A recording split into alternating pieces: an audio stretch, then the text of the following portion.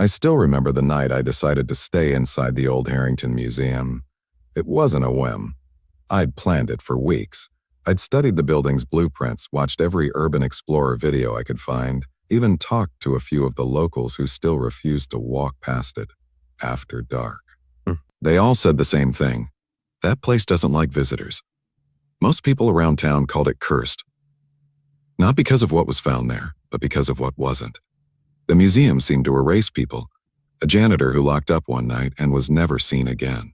A historian who went in to retrieve her research notes and was later found wandering the streets, barefoot, her mind completely gone. Nobody could explain it. And that's exactly what made it perfect for my channel. I built a small but dedicated audience online, people who loved watching me spend nights in haunted places, recording strange noises, setting up EMF meters, and then explaining away every creak and whisper with logic. My fans called me the rational ghost hunter. I was proud of that. I didn't believe in spirits or curses. I believed in physics and acoustics and the weird ways old buildings talk to themselves. So when someone challenged me to stay a full night inside the Harrington Museum, no exits, no edits, I accepted without hesitation. If I could debunk that place, I'd silence every skeptic forever. The museum sat on the edge of town, half swallowed by overgrown trees. The once grand building loomed over the street, its stone facade cracked and veined with ivy. When I arrived, twilight was slipping into dusk. The air smelled of rain, even though the sky was clear. My flashlight flickered briefly as I stepped out of the car, like it already knew what I didn't. The entrance stairs were chipped marble, each step groaning under my weight. Above the doorway, the faded inscription still read, Harrington Historical Museum, founded 1893. The lettering was elegant, carved deep enough to outlast time. The doors, heavy oak reinforced with iron, weren't even locked. They creaked open on their own with the weight of history, or maybe invitation. Inside, the first thing that hit me was the stillness.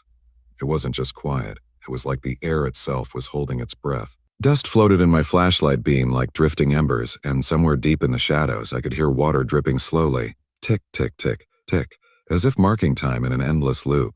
The grand hall opened before me, its ceiling lost in darkness. A massive chandelier hung above, its crystals dull and cobwebbed.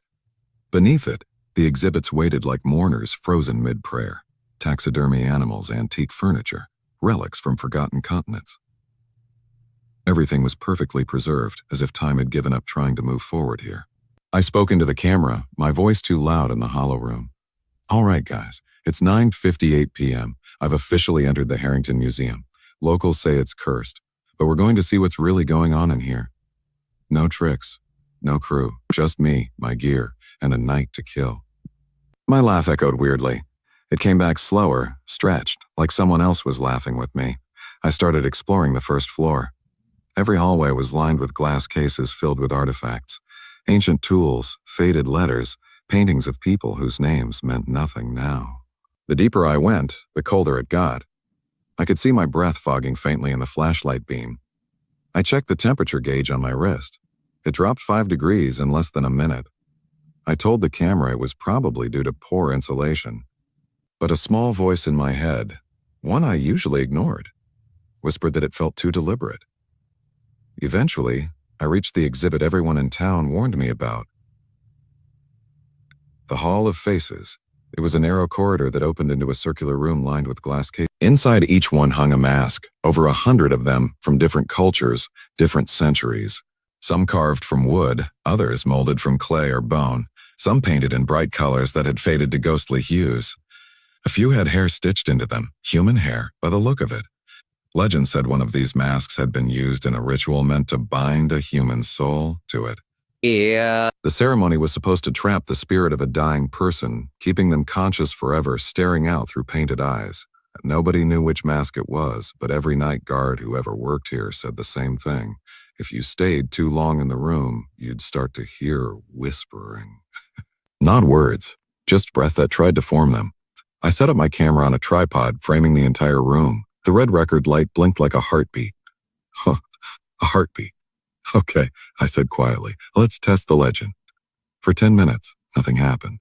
Just the hum of the camera, the creak of settling wood. I walked between the cases, describing each mask. Some looked peaceful, others terrified. One, a pale clay mask with black smudges under the eyes, looked almost human. Too human. I joked that maybe it was the haunted one. That's when I heard it. A soft sound, like someone breathing right behind the glass. I turned, shining the flashlight around. Wind, I muttered. Old vents. But there were no vents. There was rows of silent faces staring back. Then came the tapping. Slow, rhythmic, tap, tap, tap, tap from the far end of the room. My flashlight beam landed on a dark wooden mask with jagged teeth. The label beneath it read, Origin Unknown, donated 1927. As I stepped closer, the tapping stopped. I leaned in, and that's when I saw it. Inside the hollow eye, something wet glinted in the light. An actual, living, blinking eye, watching me from behind the glass. I stumbled backward, knocking into a display stand. The sound echoed unnaturally loud, bouncing off the walls like laughter.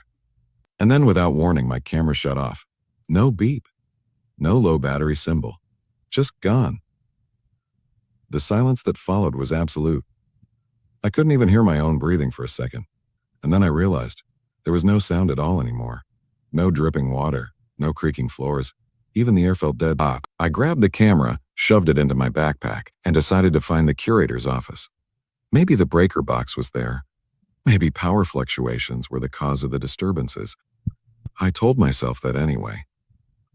The hallway leading there was lined with display cases of porcelain dolls. Their painted eyes gleamed dully in the beam of my flashlight. I've always hated dolls. There's something about their stillness, like they're pretending to be lifeless, waiting for you to turn your back.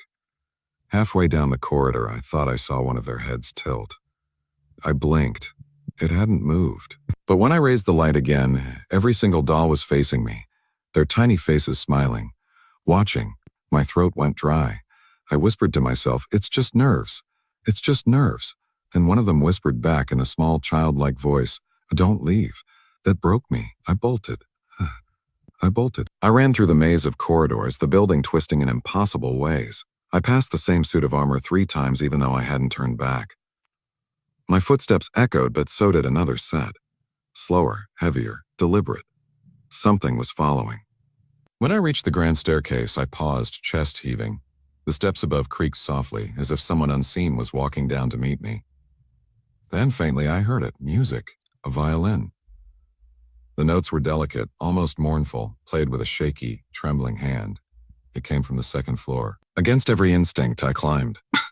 The upper landing led to a room labeled Victorian-era exhibits. The door was slightly ajar, the music louder now, uneven, faltering, as though whoever was playing hadn't touched a violin in decades. I pushed the door open.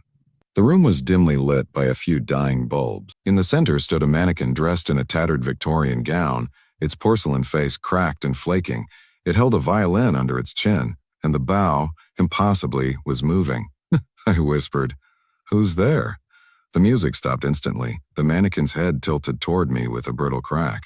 That's when I noticed the others. Dozens of mannequins lined the walls, wearing period clothing, servants, aristocrats, soldiers, all facing different directions.